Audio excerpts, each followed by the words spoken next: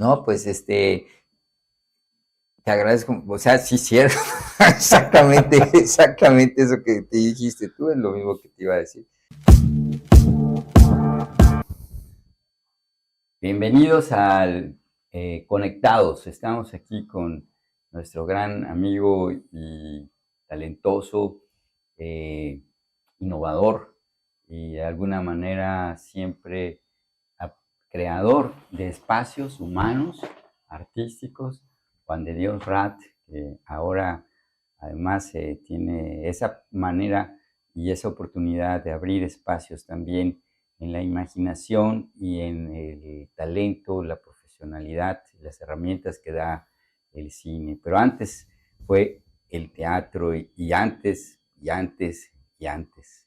Preguntémosle a Juan de Dios, bienvenido, gracias por Gracias, estar estimado aquí. César.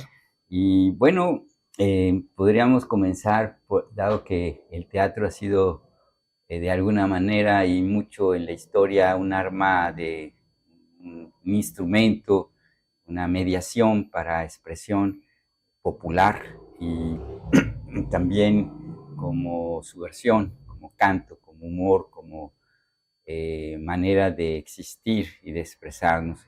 ¿Qué es lo que a ti te motiva para andar en estos mundos del teatro? ¿Cómo inicias y qué es lo que más te sigue motivando, que fue también origen de tu profesión, de tu vocación al teatro? Bueno, pues yo me inicié en el teatro desde muy joven, creo, desde la escuela primaria. Hice una versión del Traje Nuevo del Emperador de Andersen.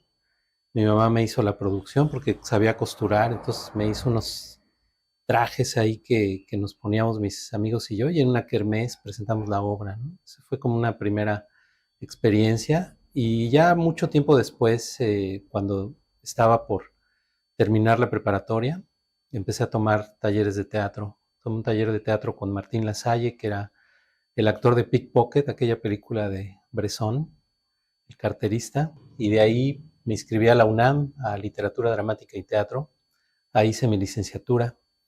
Y pues en el teatro he encontrado sobre todo una manera de conocer la condición humana y de experimentar al ser humano en conflictos, ¿no? El ser humano conflictuado con situaciones que hay que resolver.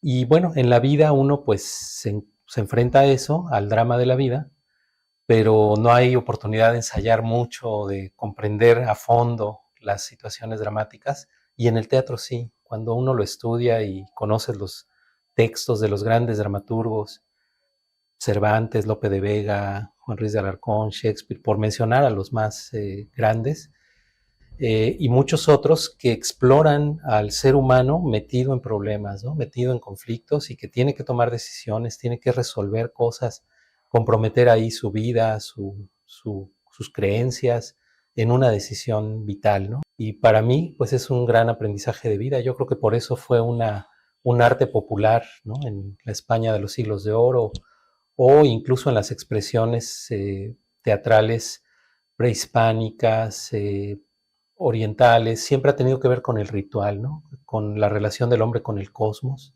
con un orden, digamos, social, espiritual, en el que el ser humano tiene que tomar una decisión que lo salve, que salve su dignidad, que salve su persona.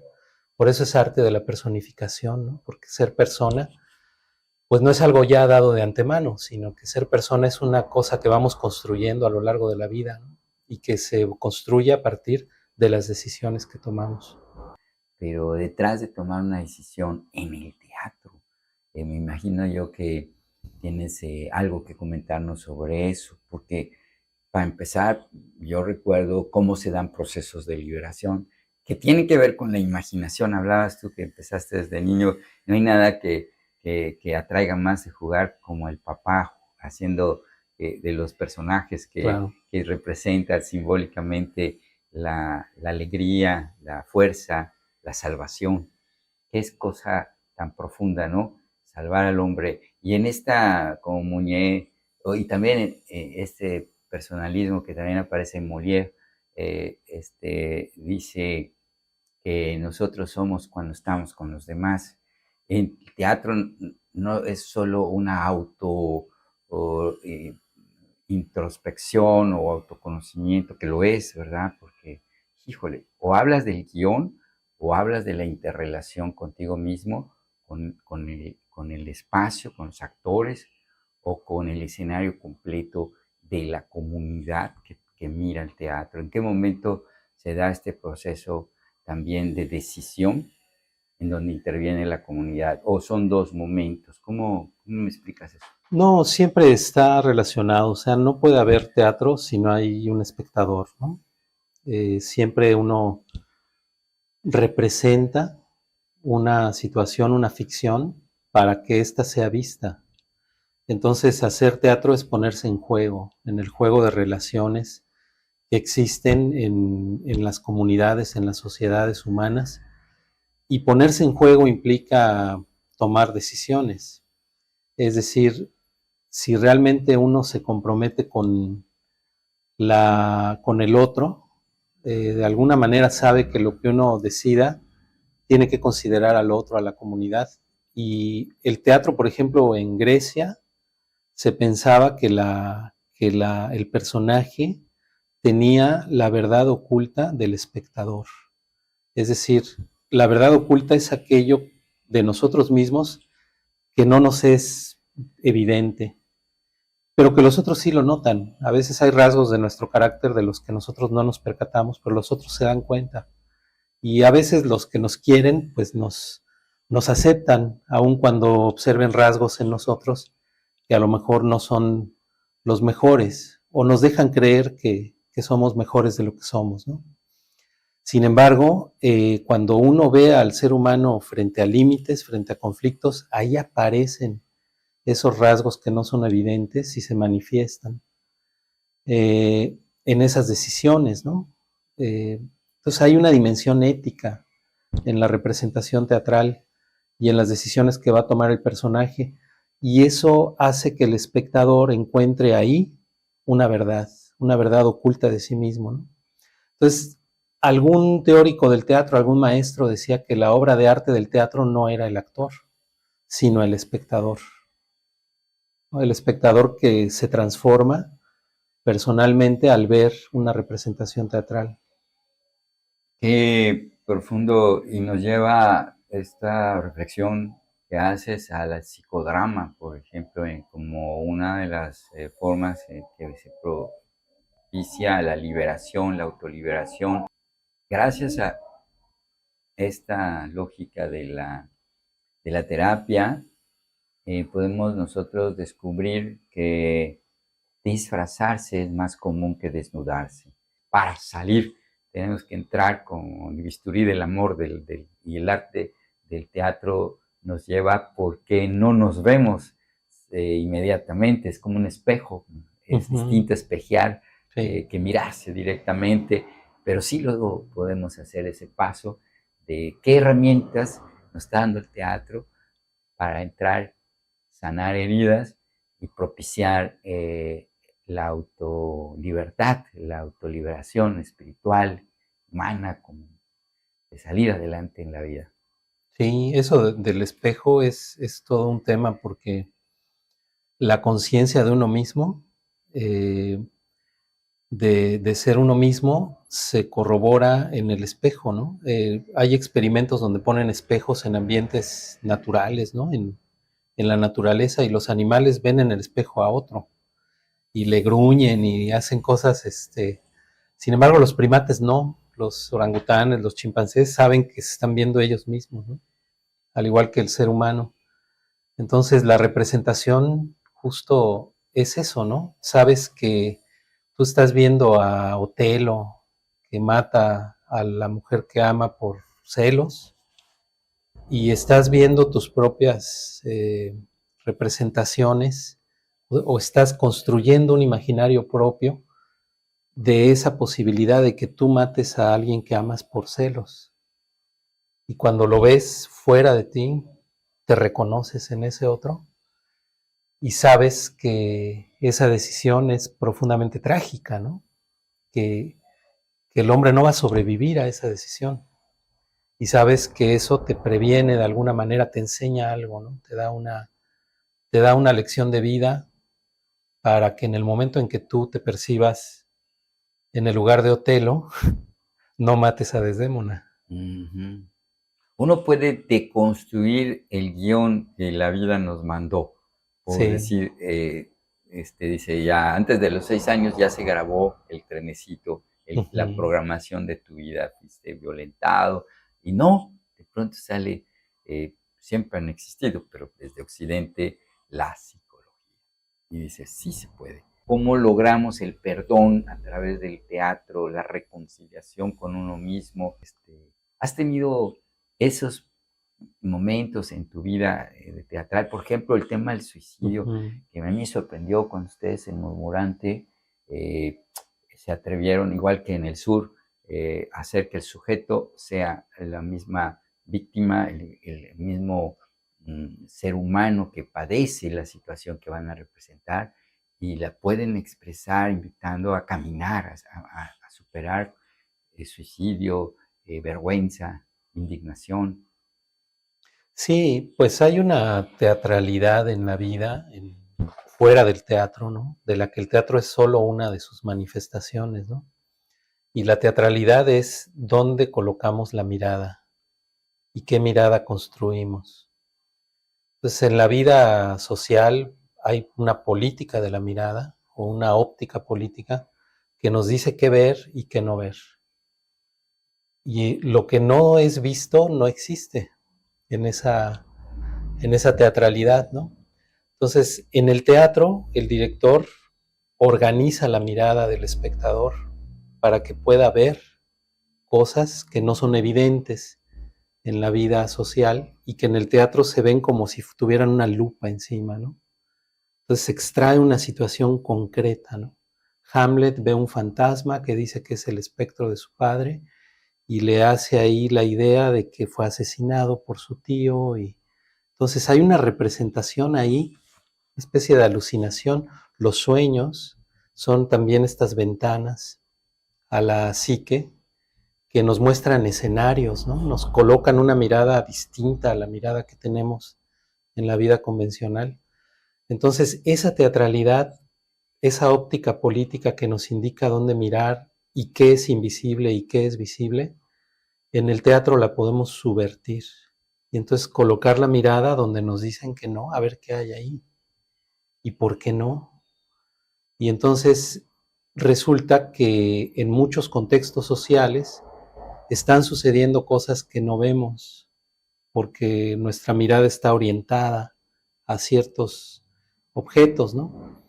Y en el teatro lo que procuramos hacer en Murmurante es subvertir un poco eso y construir una mirada hacia aspectos, expresiones, trayectorias de vida, por ejemplo, de las mujeres del sur de Mérida, que son personas heroicas, ¿no? Que sacan adelante familias enteras solas, digo, solas es una manera de decir que muchas veces lo hacen sin la pareja, o que fueron abandonadas, o que fueron maltratadas o violentadas desde muy temprana edad, y aún así se han podido reconstruir. Entonces, esos relatos son grandes relatos, pero que son invisibles, porque no estamos habituados a ello, ¿no? Y es muchas veces pienso que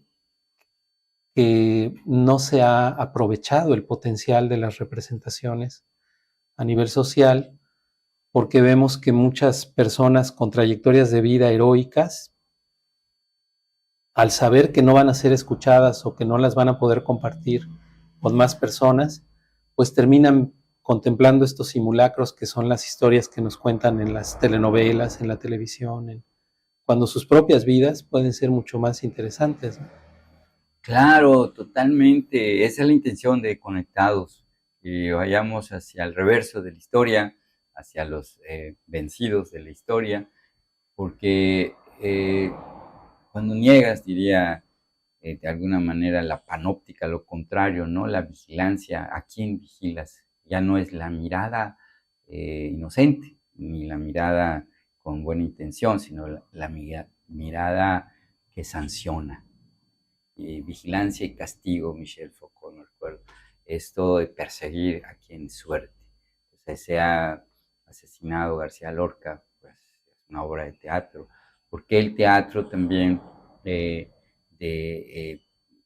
nos muestra muy bien, como dices, donde no queremos mirar, sea para el dictador que se mira y que se le dice, y aunque no quiera, como el caso de Trump o como el caso de Netanyahu, de tantas cosas que son indignantes, dolorosísimas, vergonzantes, pero también ahí traemos algo de la condición humana, que tenemos nuestro propio dictador, y saberlo mirar también para expulsarlo y decir pues que no quede resquicio de ningún espacio de odio en la humanidad. Hay que trabajar lo que dices, ¿no? Bien, sabernos mirar y saber poner el enfoque donde hay que ponerlo. Como un momento dice, si yo me voy a enojar, que no sea con mi hijo, porque que sea con el sujeto que debo enojarme. Si voy a abrazar, y si voy a hacer que se mire, que sea quien les han negado o los han invisibilizado, además de haberlos victimizado, que son la mayoría de nuestras madres desaparecidos en el caso de México, que ahora es el símbolo, después de Palestina, más fuerte de dolor, ¿no? Y hay que visibilizar esa realidad, muchas más, como sobre todo los migrantes, esos caminos que tienen que andar y sin casa y sin techo, como si todo lo que se midiera son las que existen y todas las que no existen. O esa otra manera de ser, que ya pasó por la muerte, el asesinato, la extorsión, la violación, el sol, los callos, pero es un ser humano que también tiene identidad. ¿Qué piensas de eso? Pues sí, desde luego, y el cine, por ejemplo, trasladando un poco todo esto que decimos del teatro al cine, el teatro es una práctica, digamos, de viejo régimen, ¿no? Que requiere la presencia del público, y el cine, digamos, ya es un dispositivo moderno, ¿no? Que es, digamos, filmado y queda para muchos públicos la misma representación. En el teatro no. Tú ves una función de teatro y vas a una siguiente función y no vas a ver exactamente lo mismo, ¿no? En el cine sí, porque queda fijado, ¿no?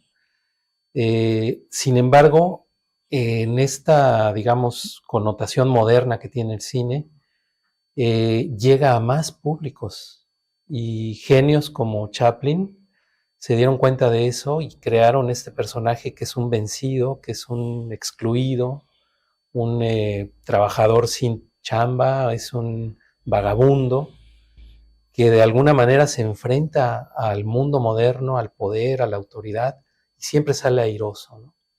Siempre se sale con la suya y de una manera, digamos, digna, ¿no? En la que siempre va a ayudar a alguien, siempre va a enamorarse de alguien, siempre va a encontrar la belleza en su existencia, ¿no? Y eso hace que sea un personaje universalmente amado y aceptado, ¿no? Porque todo mundo nos podemos identificar con él. Justo todos, hasta el más privilegiado, no está exento de caer en desgracia, ¿no? Y de ser ese vagabundo o ser ese personaje. Entonces Chaplin es muy ejemplar porque antes de que ocurriera la guerra y se supiera de los campos de exterminio y del holocausto, él ya se había burlado de Hitler y todo el régimen nazista, ¿no? De la época, ya había hecho El Gran Dictador y había pues dado un diagnóstico maravilloso, ¿no? Que resultó válido desde su punto de vista, ¿no? Entonces, de alguna manera el cine y su capacidad de reproducir técnicamente la obra, en este caso la fotografía en movimiento, pues tiene una penetración universal, ¿no? Que llegó a todos. Entonces Chaplin lo conocen en todas partes y todo el mundo se acuerda de alguna de sus películas, ¿no? De Candilejas o de Tiempos Modernos o el niño, ¿no? Este niño huérfano que él adopta. En fin, es inspirador, ¿no?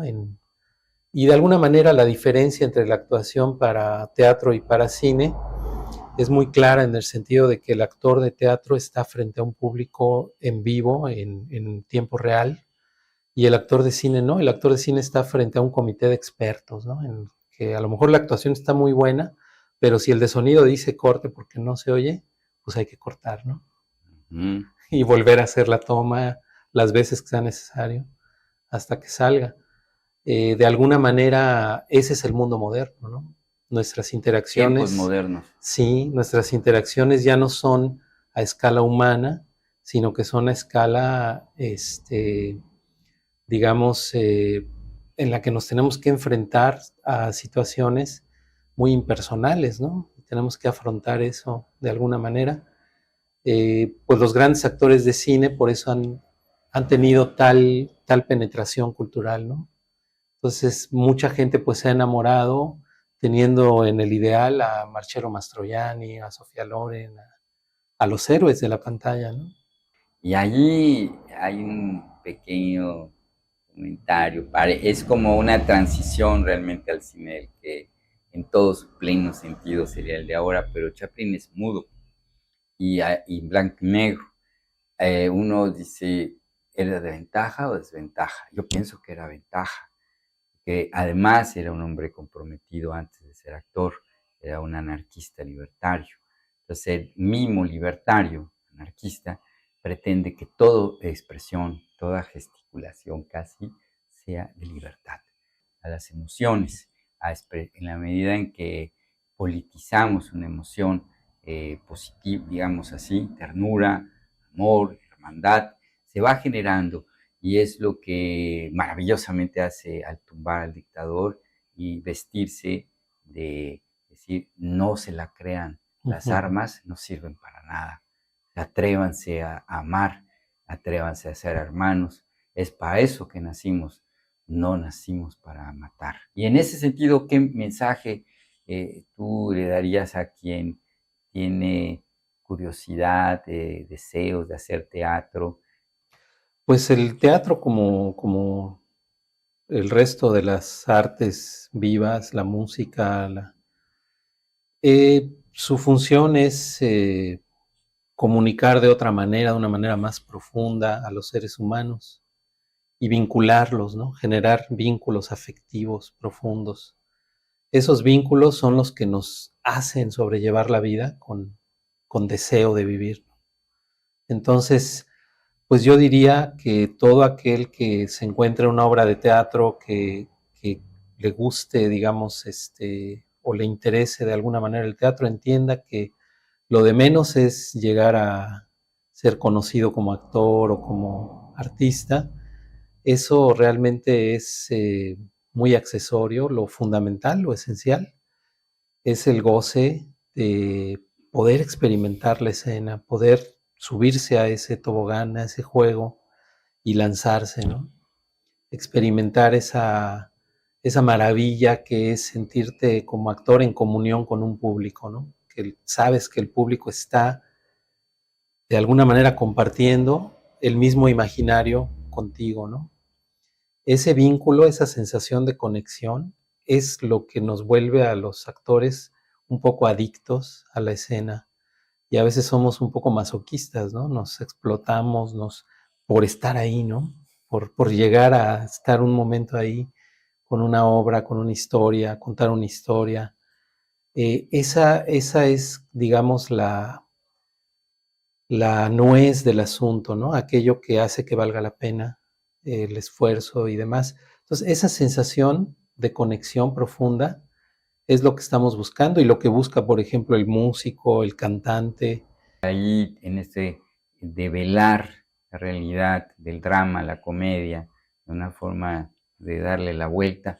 Tengo unos amigos que maravillosamente y tristemente recién descubrieron que siempre fueron vigilados, pero son la mejor parodia política que yo he tenido en mi país, los nacos, que nacieron diciendo soy naco y que se me recuerda cómo ellos siempre parodiaban desde la Bimbo, Gancitos, a todos los presidentes y todas las mentiras que la política mexicana ha hecho, la pueden hacer que nos riamos, aún de temas de la sexualidad. Me acuerdo que una de esas veces le dijeron a la compañera, ¿cómo se atreve a hacer eso? Esa es cosa que no, en el cine pues te sales, pero no le puedes decir a Anthony Hopkins qué bruto eres o algo así, ¿no? Sino, en cambio ahí sí le querían pegar porque decía cómo usar el condón o algo así, ¿no? Entonces, ¿cómo es tan indecente? Esas cosas también deben haberte acontecido, es decir, el ser vulnerable también y abrirse, no es solo al aplauso, también puede ser a los tomatazos. Entonces, ¿cómo has ido viviendo eso y qué mensaje más nos darías en este sentido de esperanza a quienes nos escuchan? Pues afortunadamente el teatro que empezamos a hacer aquí en Mérida con Murmurante nos llevó a espacios de encuentro con investigadores sociales, con gente que no tenía como el teatro en su horizonte más próximo, ¿no? Y que el encuentro con nosotros hizo que hiciéramos una especie de vínculo, de relación, en la que el teatro se volvió algo importante para ellos y para nosotros los saberes de ellos se volvieron muy importantes, ¿no? Todo lo que tiene que ver con el aproximarnos al fenómeno del suicidio en Yucatán, o sea, temáticas muy locales, que sociales, dolorosas algunas de ellas, pero que vistas a través del teatro han generado, creo yo, un cierto conocimiento, cierta manera de sensibilizar a otros. Entonces, pues yo creo que el teatro y en general las artes también están ahí para eso, ¿no? Para hacernos la vida más gozosa, para hacernos la vida más significativa. Eh, que mucho de eso es lo que pierde, digamos, el que llega a atentar contra su propia vida, ¿no? El gozo de vivir, el significado de su vida, y qué difícil es reconstruirlo cuando estás solo, ¿no? Cuando no tienes, digamos, cuando no estás en juego, ¿no? Y el teatro posibilita ponernos en juego, espejearnos, reconocernos, validarnos como seres humanos valiosos, con todo el potencial, ¿no? Entonces yo creo que sin ser panfletario o sin ser adoctrinante o todo esto que sabemos que es parte, digamos, de las estrategias y de los simulacros de manipulación del poder, el teatro viene a ser una alternativa como lo puede ser la música, las artes visuales, ¿no?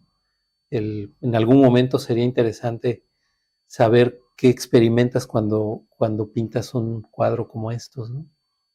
Y qué te resulta cuando alguien lo ve y se le queda contemplando un buen rato, ¿no? No sé si Eh, quieres comentar algo de claro, eso. yo creo cuando Cicerón, Homero, Virgilio y Kierkegaard, Platón hacen estos textos como para diálogo, eso es lo que pretendemos hacer, más que una entrevista, es un diálogo. Te agradezco. Claro, a mí me propicia, se ríe mi maestro, porque le digo, para mí es un esfuerzo. No, si debe ser un gozo. Pues no, porque me exige concentrarme, me exige aprender a mirar, sobre todo los colores, las luces, las sombras. Quizá ni cuenta me doy cómo me terapea hacer eso a mí mismo, pero salgo al final siempre gozoso y contento porque sea un color oscuro, un color claro, uno está buscando ir más allá, decía, del cielo o más allá. O sea, uno al hacer el arte está tocando su espíritu también. Y pues en este sentido yo te agradezco que hayas podido y que sigamos pudiendo juntos abriendo espacios de luz a ustedes, a los que nos escuchan y cualquier comentario, intervengan también, nos platican cómo ven este encuentro que se está dando aquí con Juan. Esperemos que se continúe. Pues no sé, por estar, te contesté también tu pregunta. Perfectamente, sí. Bueno, pues un gusto por abrirnos al escenario de nuestra propia interioridad y por el gozo de la vida que da el teatro. Gracias, César.